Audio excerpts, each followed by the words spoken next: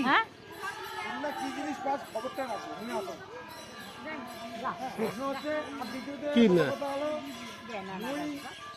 harmonium master বা ভাই রোজ কি করেন ভাগ করে দিবেন সবাই মানে ভাগ করে নেবেন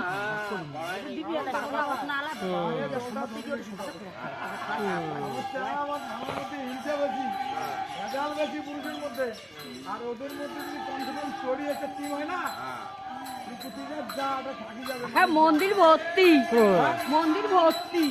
হ্যাঁ বললে সবাই করেছে সবাই গেছি মন্দিরে মন্দির ভর্তি আর বললেন না বললেন না এদিকে আমার দিকে নাই ওদিকে নাই আমরা এদিকে আরে